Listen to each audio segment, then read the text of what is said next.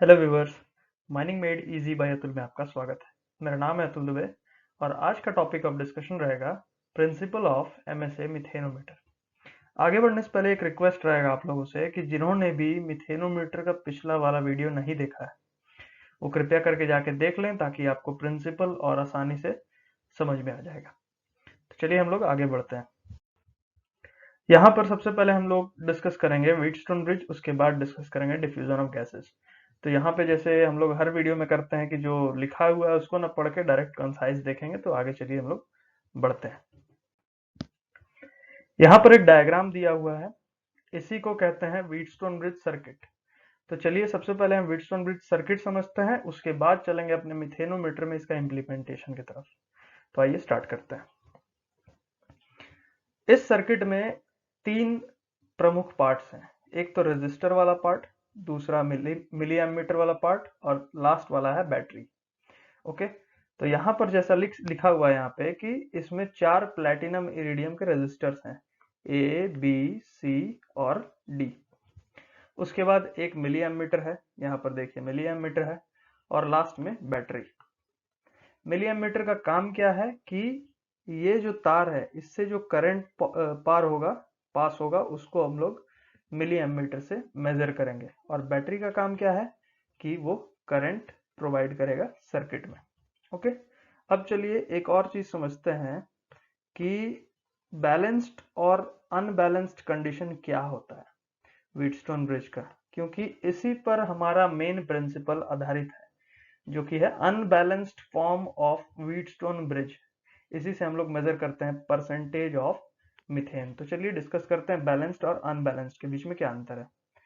Balanced और unbalanced के बीच में अंतर यही है कि बैलेंस्ड जब रहेगा आपका व्हीटस्टोन ब्रिज तो ये मिली एमीटर में 0 डिफ्लेक्शन होगा, और जब आपका अनबैलेंस्ड फॉर्म होगा तो इससे डिफ्लेक्शन शो करेगा। मान लीजिए इधर कांटा घूम रहा है, इधर कांटा घूम रहा है, मतलब डिफ्लेक्शन ये नॉट इक्वल टू 0 रहेगा। कुछ ना कुछ मिली एमीटर में आपको रीडिंग मिलेगा ही मिलेगा। ये था डिफरेंस। अब इसको मैथमेटिकली भी हम लोग समझ सकते हैं। मैथमेटिकली कैसे समझेंगे कि अगर resistance A by resistance B और resistance C by resistance D, ये दोनों चीज अगर इक्वल हो जाए तब ये बैलेंस्ड फॉर्म हुआ, और अगर नॉट इक्वल रहेगा तब ये अनबैलेंस्ड फॉर्म हुआ। ये था इसका मैथमेटिकल पार्ट। अब चलिए इसका इम्प्लीमेंटेशन हम लोग देखते हैं हमारे मिथेनोमीटर के अंदर। अब यहाँ पर हमारा जो सर्किट दिख रहा है ये है, लगभग ऐसा ही रहता है मिथेनोमीटर के अंदर का व्हीटस्टोन ब्रिज।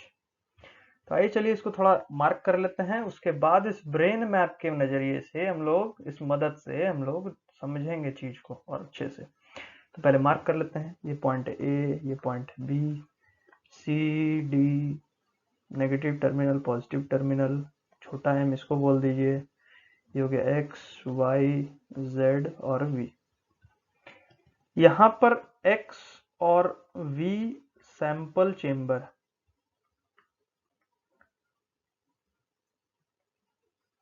और बचा क्या वाई और जेड ना, ये है प्योर एयर चेंबर।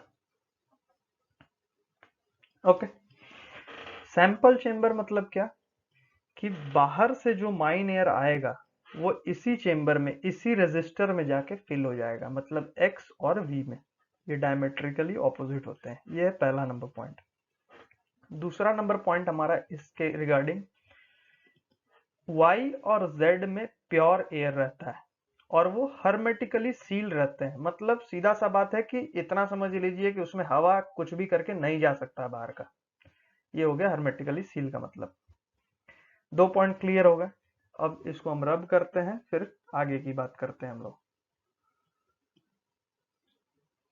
अब हमको मीथेन मेजर करना है, पता करना है कि कितना है। तो अभी हमारे पास तो लॉकडाउन चल रहा है तो मिथेनोमीटर है नहीं, तो एक्चुअली में दिखाते हैं माइंस में जाके। तो अभी मोबाइल से ही समझते हैं हम लोग कि मान लीजिए मिथेनोमीटर है, इसको हमको यहाँ पर, हम खदान के अंदर अभी खड़े हैं, हमको मेजर करना है। तो डस्ट कैप खोल दिए ऊपर से, उसके बाद मेजर करने के लिए लेके गए, और अब डस्ट कैप का इनलेट हो गया, खुल गया है, तो इससे हवा जा रहा है। और अब हम मिथेन जो डिटेक्ट बटन है उसको 10 सेकंड के लिए दबा के रखा है। 10 सेकंड के लिए जैसे ही दबाएंगे, मतलब सबसे पहले तो जैसे ही आप प्रेस करिएगा वैसे ही आपका सर्किट कंप्लीट हो जाएगा, बैटरी से करंट जाने लगेगा, आई करंट फ्लो होने लगेगा। अब करंट फ्लो हुआ तो रेजिस्टर्स में भी गया, यहाँ पर मान लीजिए I1 करंट गया, यहाँ पर मान लीजिए I2 करंट गया। तो हम लोग किसी एक रेजिस्टर पे फोकस करते हैं सैंपल वाला, तो आगे वाला भी समझ में आ जाएगा, मतलब एक्स पे फोकस करेंगे तो वी भी समझ में आएगा। तो चलिए हम लोग उस पर पहले देख लेते हैं। ठीक है, अब हमारा ये रेजिस्टर हो गया और इसके अंदर एयर भरा हुआ है, माइन एयर जिसमें मीथेन मौजूद है, याद रखिएगा ये बात, क्योंकि मीथेन डिटेक्ट करते हैं इससे। तो अब करंट गया तो प्लेटिनम इरिडियम वायर गर्म होने लगता है। क्यों गर्म होने लगता है? क्योंकि रेजिस्टर का तो मतलब ही होता है कि करंट के डायरेक्शन में आपको अवरोध पैदा करना, रेजिस्टेंस पैदा करना है। तो रेजिस्टेंस पैदा करिएगा तो गर्म जरूर होइएगा। गर्म होने लगा वो। अब गर्म होके वो एक सर्टेन टेम्परेचर कि 500 डिग्री के आसपास पहुंच गया, मोटा मोटी मान लीजिए, जैसे फॉर एग्जांपल। अब वहां पर जो माइन एयर में मीथेन मौजूद है वो मीथेन जलने लगा। जलेगा तो क्या होगा? हीट जनरेट करेगा। अब हीट जब जनरेट करेगा तो फिर क्या होगा? हमारा उस रेजिस्टर का रेजिस्टेंस बढ़ जाएगा। रेजिस्टर का रेजिस्टेंस बढ़ा क्यों? क्योंकि हम लोग क्लास 12 और 10th में पढ़े थे कि resistance is directly proportional to temperature. तो जैसे जैसे टेम्परेचर बढ़ेगा वैसे वैसे रेजिस्टेंस बढ़ता है। तो अब यहाँ का रेजिस्टेंस बढ़ चुका है और यहाँ का भी रेजिस्टेंस बढ़ चुका है। तो pressure difference, sorry, voltage difference create हो गया। बी और यहाँ जो भी पॉइंट मान लीजिए डी पॉइंट है, बी और डी के बीच में हमारा वोल्टेज डिफरेंस क्रिएट हो गया। अब वोल्टेज डिफरेंस क्रिएट होने के कारण, यही तो कारण है करंट फ्लो होने का, बस करंट फ्लो होने लगा और मेरा डिफ्लेक्शन शो होने लगा मिली एमीटर में। अब हम लोग क्या किए कि ये जो भी हमारा मिली एमीटर में डिफ्लेक्शन शो हुआ ना, इसको हम लोग कैलिब्रेट कर दिए परसेंटेज मीथेन में, और इस चीज को हम लोग दिखा दिए कि भाई इतना परसेंट हमारा गैस मिला है। ये था हमारा पूरा कंप्लीट चीज। तो एक लाइन में अगर बोला जाए कि हमको कहां से पता चलता है परसेंटेज मीथेन, तो हम रहते तो यही आंसर देते जीटी एग्जाम में कि सर जब व्हीटस्टोन ब्रिज मिथेनोमीटर का अनबैलेंस्ड कंडीशन में रहता है तब हमको पता चलता है कि कितना परसेंट मीथेन उसमें फ्लो कर रहा है, मतलब माइन एयर में मौजूद है। ठीक है, अब जरा सा ब्रेन मैप भी देख लेते हैं। ब्रेन मैप अब आसानी से हो जाएगा क्लियर। ब्रेन मैप में क्या है कि सबसे पहले हम लोग डस्ट कैप खोलें, फिर हवा अंदर चला गया, उसके बाद करंट, जब हम लोग मिथेन चेक बटन हम लोग दबाएं तो सर्किट कंप्लीट होने के कारण करंट चालू हो गया। अब करंट चालू हुआ तो रेजिस्टर गर्म हो गया। रेजिस्टर गर्म हुआ तो फिर क्या हुआ कि इसके साथ यहाँ पर रिएक्शन हो गया माइन एयर के साथ। माइन एयर के साथ रिएक्शन हुआ तो और रेजिस्टेंस बढ़ जाएगा। रेजिस्टेंस बढ़ने के साथ पोटेंशियल डिफरेंस क्रिएट हो गया बी और डी के बीच में, और finally milli ammeter deflection show किया, और इसी डिफ्लेक्शन को हम लोग परसेंटेज मीथेन में कैलिब्रेट कर दिए। तो ये था हमारा कंप्लीट व्हीटस्टोन ब्रिज प्रिंसिपल। चलिए अब हम लोग आगे बढ़ते हैं, बात करते हैं हमारे दूसरे प्रिंसिपल के ऊपर, जो कि है डिफ्यूजन। डिफ्यूजन क्या है? डिफ्यूजन एक प्रोसेस, किस चीज का प्रोसेस है? गैस के एटम्स और मॉलिक्यूल्स का ट्रांसफर होने का प्रोसेस है। ठीक है, और कहां से ट्रांसफर होगा? The region of relative high concentration to region of relative low concentration. अब हाई कंसंट्रेशन क्या है, लो कंसंट्रेशन क्या है, ये समझने वाली बात है।